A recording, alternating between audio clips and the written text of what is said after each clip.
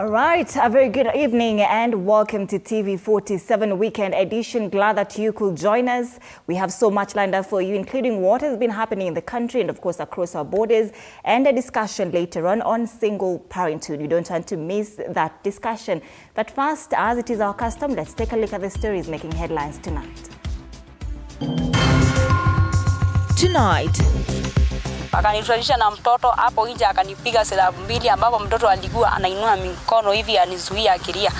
Akapiga kofi kafika mtoto kwa masikio. A family in Makueni County is seeking justice after their 1.5-year-old child died under mysterious circumstances at the Kiambu police station. Muguka is a drug and it's destroying a lot of young people. So I want to say we cannot be very selective. If we are fighting alcohol, we must fight Muguka. Defense CS Aden Duale lauds move to ban Muguka in the country as the ban remains shaky. Nimekuwa katika hii siasa sasa kwa muda. Na naelewa siasa sana. Na naelewa hatari ya siasa ya kugawanya watu kwa misingi ya ukabila. President Ruto urges leaders to soar above divisive politics as he departs for South Korea. In Vihiga County, innovative poultry farmers are slashing cost by swapping pricey commercial feeds for Azola, a protein-packed pond-grown plant revolutionizing poultry diets.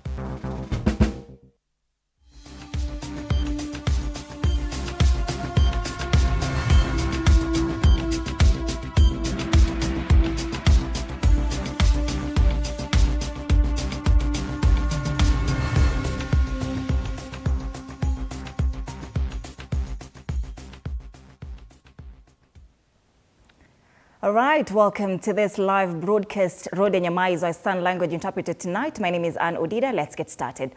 Now, tonight, police have launched a major hunt for a driver caught on camera assaulting a traffic police officer in a road rage incident along Committee Road, Nairobi. The drama captured on camera has sparked public outrage. According to police reports, the driver is currently on the run following a traffic incident at Mirema Junction. The incident occurred around 8 a.m. on Sunday when the driver, accompanied by another occupant in a saloon car, made an illegal U-turn. The car veered off the road and got stuck in a ditch as police approached the scene.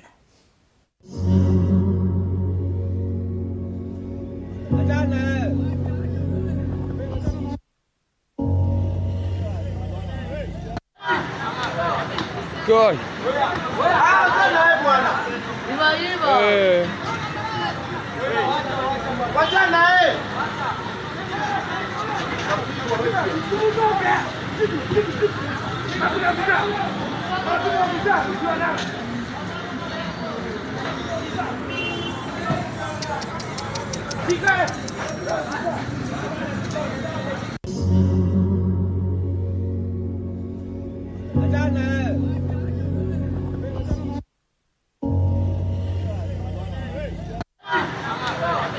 Good.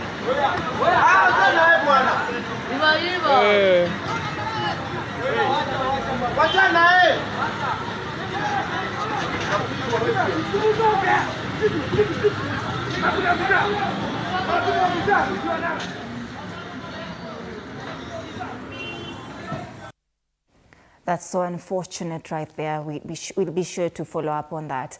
Now, a family in Kiambu Town, Makueni County is seeking justice after a 1.5-year-old child died at the Kiambu police station in unclear circumstances.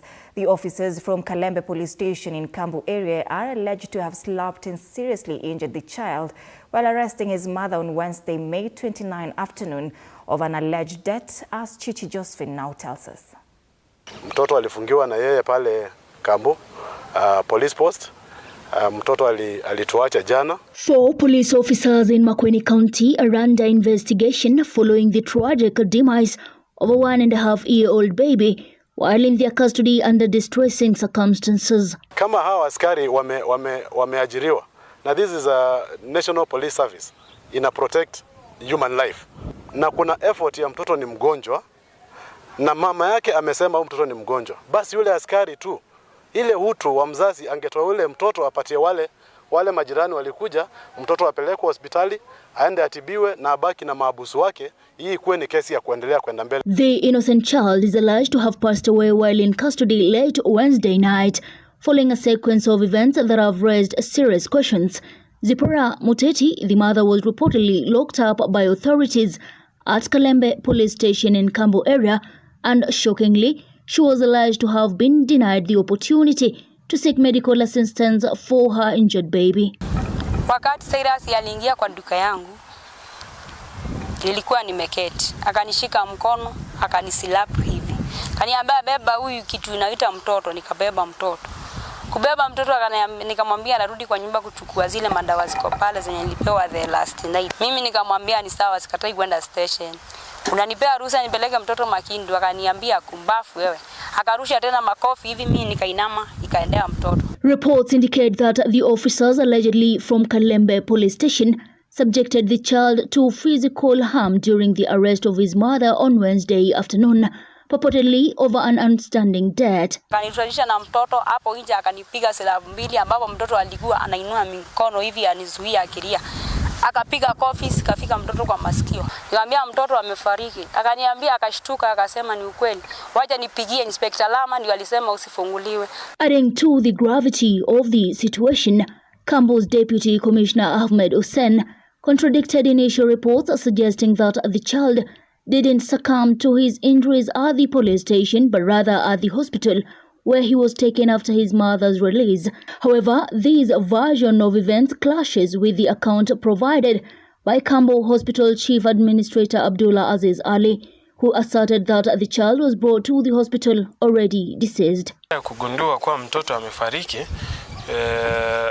sababu ya kifo ilikuwa haiko wazi kabisa, so tunangojea ifanywe hiyo autopsy ambayo itakuwa very comprehensive. Hiyo ndio itatuambia sababu ya kifo ya mtoto. Presently, the child's body rests at Kambo Hospital mortuary awaiting thorough investigations into this heart-wrenching incident. Cheche, Josephine, TV47. Counties in northeastern region might soon ban the entry and sale of Muguka as vocal leaders inadvertently bow to pressure from various quarters that have been urging the county's leadership to take cue from the coastal counties of Mombasa and Kilifi and impose a ban on sale of the stimulant. Sunday, Defense Cabinet Secretary Aden Duale termed Muguka a drug whose menace should no longer be entertained. Morgan William with that story. Muguka farmers could soon be hit by another blow as leaders from the northeastern region hinted to a ban of the sale of the stimulant. Defense Cabinet Secretary Aden Duale joined a host of leaders from the region declaring Muguka a drug that its use should not be advocated for. There are many Kenyans who believe that Muguka is a drug and it's destroying a lot of young people. Although the crop being scheduled as a cash crop under the Crops Act of 2022, Duale was of a different opinion, stating that the stimulant has caused untold damage to its users, further calling the Deputy President Rigathi Gachagua to include Muguka in the list of his anti-drugs campaign. We cannot be very selective. If we are fighting alcohol, we must fight Muguka. Maneno ya miraa lazima tuseme hapana. Enough is enough. It has really destroyed this community.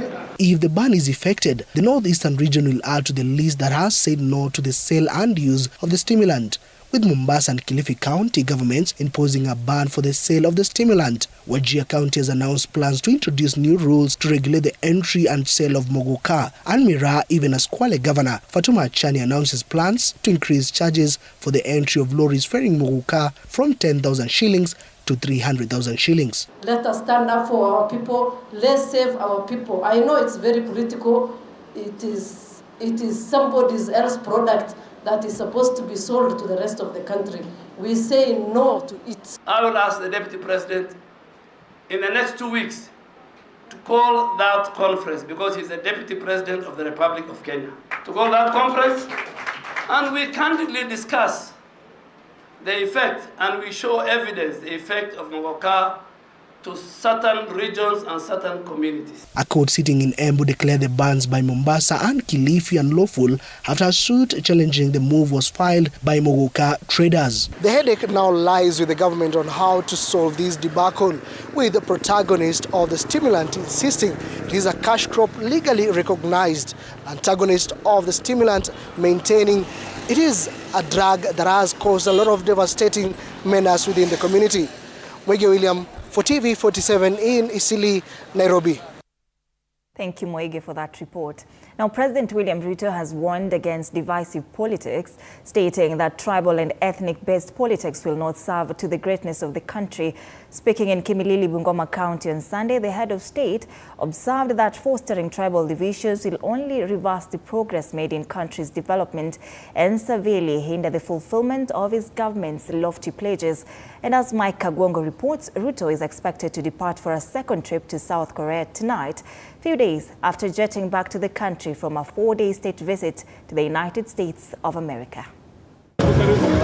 President William Ruto has once again reiterated his appeal to Kenyan leaders to avoid using divisive tactics in their quest for popularity.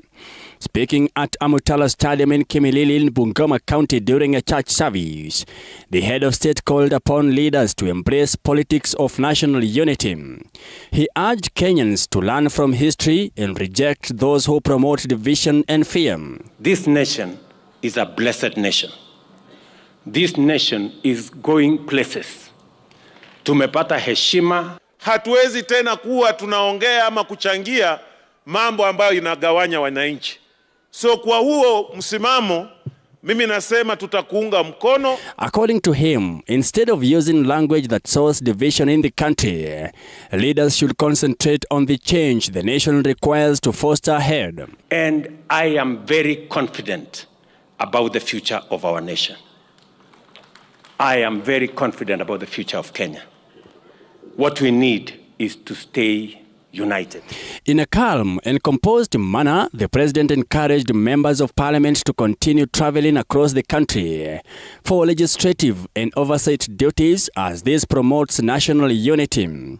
This stance contrasted with the views of his deputy, Rigathi Gachagua, who criticized some legislators for engaging in politics instead of assisting their constituents. Gachagua accused a section of legislators of prioritizing politics over service to the electorate by traveling to different counties. Tekeleza wajibu wako wa oversight. Tekeleza wajibu wako wa legislation kwa Wakenya wote, na ni lazima uwaelewe na utembee Kenya ndio uelewe. Pia wakati tulisungumuza na wananchi tukitafuta kura, hakuna mahali hatukufika. Rais William Ruto hakuwa na kasumba ya kusema ile kabila ndogo tusiende huko. I know in our lifetime, courtesy of you, Your Excellency, na kwa neema ya Mwenyezi Mungu, nina imani it is going to become a city kwa sababu umetuwekea stima, umetuongezea barabara. Mimi naomba Mheshimiwa Rais, kabla utoke hapa Bungoma, uketi na wale wafanyikazi wale wakubwa, wale managers, wale ambao walikuwa wanachukua pesa ya wananchi, wanachukua miwa, wanashaka sukari, wanauza, pesa ya kulipa wananchi inakosekana, pesa ya kulipa wakulima inakosekana. Kabla wakuambie, kama hawatakuambia ile maswali, uweke kwa ndege yako, hiyo maswali uende waulizie kwako huko Nairobi huko, alafu wawache huko. Na mimi ninasimama kwa mwito huo, Mheshimiwa Rais. Tumekuwa upinzani miaka 10, tuliumia tukateseka, na sasa miaka iliyoliwa na nzige. Following his visit last year, Ruto is scheduled to return to South Korea tonight for an official visit. The purpose of his trip is to finalize and sign several agreements initiated during his November visit. Mike Kagwongo, TV47, Nairobi.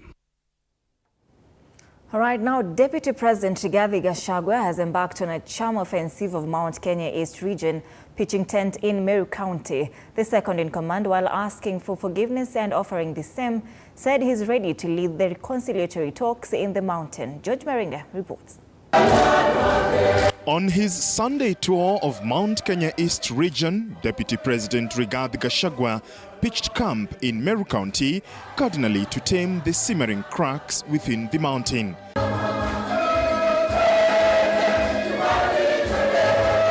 Rigathi, who was accompanied by his wife Dorcas Rigathi and a host of other leaders, was quick to reiterate his reconciliatory tone. I want to appeal to all leaders to embrace forgiveness. It's there in the Bible. I, Rigathi Gachagua, was badly wounded before the election. I was humiliated. I was persecuted. I came into office a very bitter person. But through prayer, and I want to thank my wife, she prayed for me, and within 1 year, all the bitterness had gone. I was a healed person. I have forgiven anybody who may have wronged me, and I've asked anybody I wronged to forgive me. Is there anything wrong with us forgiving one another? The Mount Kenya region has seemed restless without a kingpin, and the second in command says he is ready to unite the region. I wanted to explain what is our call for unity. It's unity to ensure there is speedy development. It's unity of purpose to join other regions to be part of the greater Kenya. It is also unity to enhance our relevance in the national political discourse. Because when we are united, we are able to successfully bargain for our share of the national cake, as it should be, and as we encourage every other region to do so. And each region has unique issues that cannot be pushed nationally. Coming a few weeks after the Limuru 3 meeting, Rigathi called for dialogue between the leaders. I have seen an argument yesterday, somebody arguing that for call of unity of our region, we can be isolated. Why would anybody isolate us or being united? Why? How can unity be a bad thing? Is unity a bad thing? Unity is a good thing. I don't think anybody can say that because we are united, we should be isolated. I think that is very retrogressive talk. Unity is good for this country. And this country is made up of regions. Regions are made up of counties. And therefore we'll cultivate for unity bottom up. Tuko na Wakikuyu, ndio unasikia naongea Kikuyu yote. Tuko na Wameru, tuko na Waturukana, tuko na Wasamburu. Kwa hivyo sisi tunaongea sauti moja ya mtu wa Bori. Kiingia kwetu mashinani, unapata Mkikuyu, Mumeru, Samburu, Mturukana. Tumejifundisha kukaa kwa amani. Bwana asifiwe. Kwa hivyo naomba hiyo amani idumu. Father alisema amevaa white kumaanisha ni amani. Hata governor ni mama, leo amevaa white. Hakuna vita, tuko kwa amani na tunamshukuru Mungu kwa sababu hiyo. In the meantime, National Assembly Budget and Appropriations Committee Chairman Ndindi Nyoro has hinted at an increment of the 2024-2025 budget. Speaking in Maralal PCA Church, where he attended a funds drive, Nyoro said the ongoing consultations might see the budget estimates increase to 4 trillion shillings. Na hiyo bajeti ilikuja kama iko 3.14 trillion, lakini najua tukipitisha hivi in the next 1 week or 2 itakuwa kama bajeti ya trilioni 4, kwa sababu tumekuwa tuna consultations mingi na viongozi wa serikali, His Excellency the President akiongoza. Na katika hayo mambo ya bajeti tumeongeza pesa ya elimu, na hiyo pesa ya elimu itakuwa kama 680 billion shillings. Ile pesa itaenda kwa elimu ya watoto wa Kenya. The devolved units are also set to win big with an allocation of 401 billion, with extra allocation of 45 billion shillings for grants and 11 billion for equalization fund. George Maringa, TV47. Thank you, George. Now, a section of opposition legislators from who declared their stance to the Kenya Kwanza government immediately they assumed office are now pleading with the government to implement the promises given by President William Ruto. Speaking during the burial of the late Jackson Nyunja Owalo, that is the elder brother to the information CS Eliud Owalo in Gandu village in Asembo, Rarieda sub-county. They expressed their frustrations for not meeting the demands of the locals. Owalo, however, urged the residents to exercise patience as the government is working to fulfill its promises. Our enemy is not ODM. Our enemy is not Raila. But I hope the enemy of these people is the government meeting their demands. When they're employing teachers, if they are 40,000 and Luos need 10,000, give them 10,000, don't give them 2,000. I want to plead with you that can you do what you can, such that some of those promissory projects that the president made in front of our people, some of them, if we have them included in the next estimates for this country, it will be a firm and a good confirmation that we are working with the government. We have to work together. And in working together is when we can realize and give our people the services and the dreams that they need. We cannot keep on lying to our people. We cannot lie to our people anymore. Let's come out and work with the current. If we work together as appointees of government from Nyanza, leveraging on the functional mandates of the organizations that we have been charged with the responsibility of leading, we are capable of helping the government to facilitate tangible development in this area. Women impacted by recent demolitions in the slums of Huruma, Mukuru and Mathare are finding relief thanks to the generosity of well-wishers. Now, essential items such as foodstuffs and blankets have been donated to aid them in navigating the challenging circumstances they face. The donors emphasized the urgent need for authorities to devise more effective solutions to help them.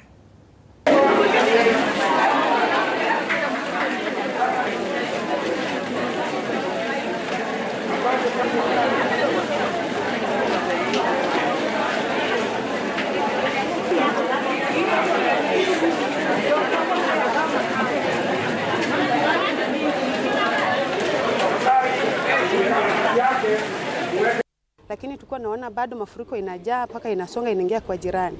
Sasa hapo inabidi uruke nje ujitetee we mwenyewe na familia yako. Hizi vitu zingine hata sikienda hauna haja, bora umejitetea uhai wako. Alafu sasa ndio baadaye tukasikia wanakuja kutubomolea. Sisi hatukuwa hata tunaamini kama tunaweza bomolewa. Lakini sasa vile tuliona NYS na excavator sikafika ndio tukajua kumbe ni ukweli. These are all the women you see here are those whose homes have been demolished. They were encroaching riparian areas, and right now they are living on the streets. My message is simple. If you have it and if you are fortunate, please share it. It is your fundamental duty and responsibility to share with the have-nots. All right, a group of hikers drawn mostly from Western Kenya climbed the historic Manga Hills at the border of Kisii and Nyamira counties in honor of the late mountaineer Joshua Cheruiyot Kirui. The hike masters, who are from diverse professions, said they hike to enhance physical and mental fitness amongst the wild populace.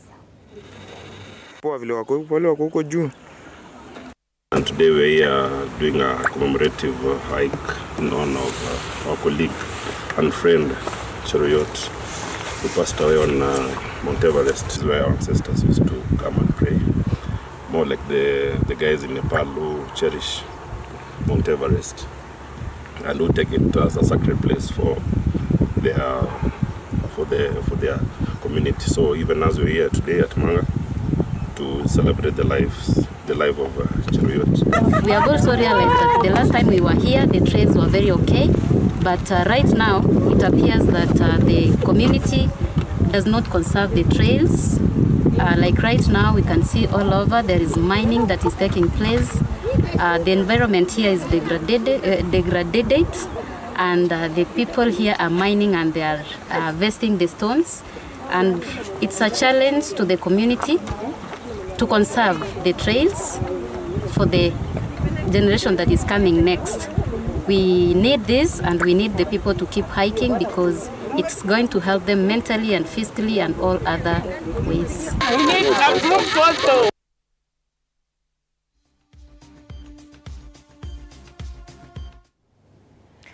All right, and in agribusiness tonight, a section of poultry farmers in Vihiga County have ditched expensive commercial feeds, replacing them with a pond breed protein-rich plant identified as Azolla, which is now being used as an alternative feed for poultry. Our reporter Arnold Adidi met one of the farmers and prepared this report. In the financial year 2023-2024, the government pumped 49.9 billion Kenya shillings into agriculture. Out of this, 7.5 billion Kenya shillings was dedicated to boosting livestock production. To support farmers, additional measures including the controversial fertilizer subsidy program were introduced. Yet, despite these efforts, the high cost of commercial feeds remain a challenge for many, including Elizabeth Ongeyo, a poultry farmer in Vihiga County. Unapata vijana tunalia kwamba hatuna kazi, lakini mtu ukimwambia jaribu kulima na kuambia sasa hata ukiniambia nikuze kuku utapata kwamba cost of production, cost of feeding iko juu. Sasa mtu anasema hapana. We catch up with Elizabeth at her home in Emuhaya during her daily routine of feeding her birds. But her feed is not the typical commercial kind.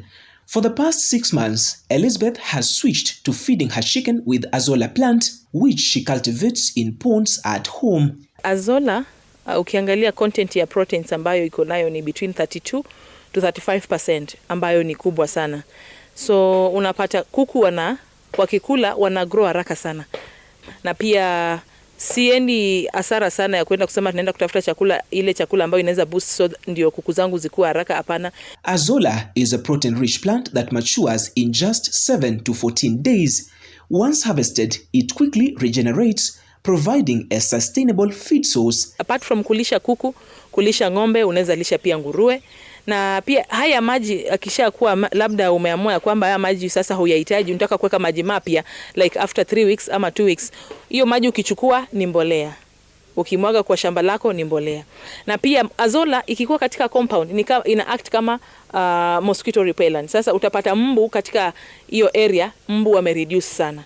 But what does it take to grow Azolla? Unapata si lazima ukue na the natural ponds. Hata artificial ponds kama hizi ambazo mimi nimezitengeneza hapa, they are very easy to make because unahitaji tu hizo magogo na hiyo karatasi alafu na seeds zenyewe. Alafu maintenance, it is very easy.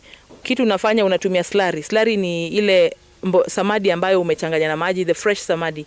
Unaichanganya na maji, unamwaga ndani like una replenish in every week, after every week. We spoke with Melvin Otieno, an extension officer from the Practical Action Unit. Azolla is one of the practices that most young men and women in Vihiga County are highly adopting to be able to manage cost of production.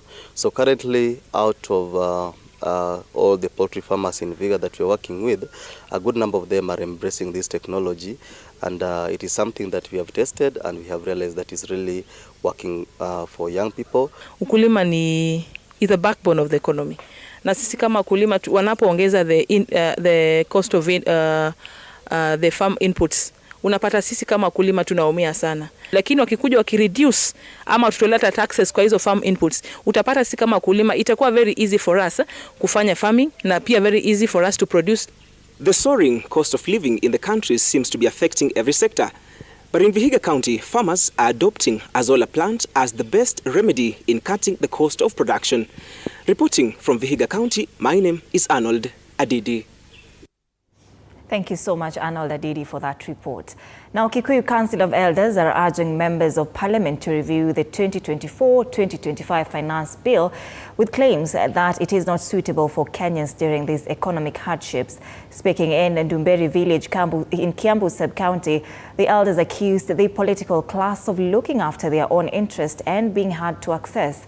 Led by National Chairman of the Council, Wachira Kiago, the elders also lauded DP Rigathi Gachagua for his efforts to reach out to the Kenyattas and asked the former president to soften his heart in order to unite the mountain.